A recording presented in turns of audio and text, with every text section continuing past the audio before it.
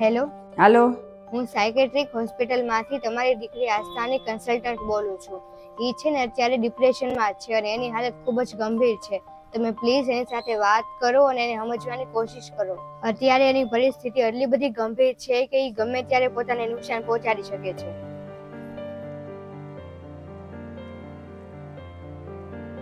આજકાલ તો આસ્થાના ફોન નથી આવતા. મને એમ કે બધું બરાબર હશે. એને કાંઈક મને વાત કરી હોત તો, કાંઈક કીધું હોત તો.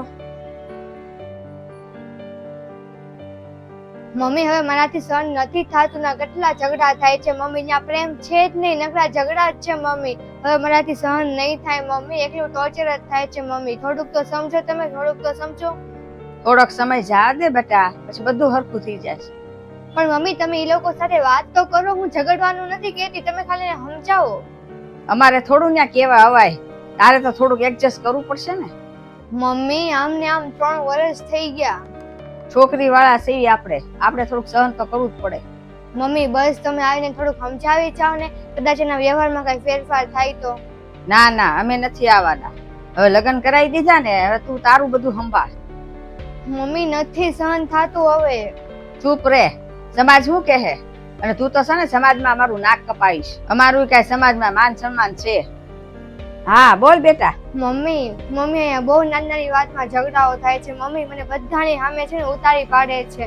હવે મારાથી સહન નથી થાતું મમ્મી. ઓવરથિંકિંગ બહુ થાય છે મમ્મી. વિચારીને મને ગભરામણ થાય છે મમ્મી. તું મને સમજ ને મમ્મી, તું મને સમજ ને. હા, હું સમજુ છું બેટા, તને સારી રીતે સમજુ છું, પણ તું થોડોક સમય જા દે, બધું હરખું થઈ જશે. મમ્મી, તું સમજતી નથી. અહીંયા મારું કોઈ નથી. તું બહાદુર છો ને, થોડોક ટાઈમ જા દે, બધું હરખું થઈ જશે. મમ્મી, હું કેટલી બહાદુર બનું, હું અંદરથી તૂટું છું. હવે મારાથી સહન નથી થાતું મમ્મી. જો આસ્થા, બધાના ઘરે થોડી થોડીક તો તકલીફ હોય જ તે, તો જ ઘર કહેવાય, ને ઘર ન કહેવાય. થોડુંક તો એડજસ્ટ કરવું પડે. થોડોક સમય જવા દે, પછી બધું હરખું થઈ જાય છે, બરોબર?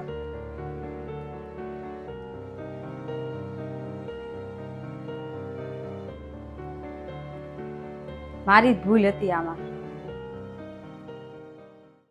મમ્મી, હું તને એક સવાલ પૂછું? હા પૂછ ને. આ બધા એમ કહેતા હોય છે કે દરેક માણસને છે ને ખોટા માણસો અને જૂઠી વાતો જ ગમતી હોય છે. સાચું તો કોઈને ગમતું જ નથી. હું એ સાચું છે? હા, ઈ વાત સાચી છે.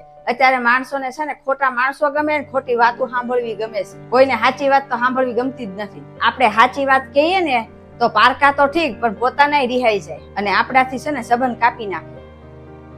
એટલે આપણે સાચું બોલીએ ને એ કોઈને ગમતું નથી. અને જો વારંવાર છે ને જે વ્યક્તિ ખોટું બોલે ને એ બધાયને ગમે. બધાયને છે ને કડવું સત્ય હોય છે ને એ નથી ગમતું, પણ માણસોને જે વ્યક્તિ મીઠું મીઠું બોલીને ખોટું બોલે છે ને એ વ્યક્તિ એને ગમે છે.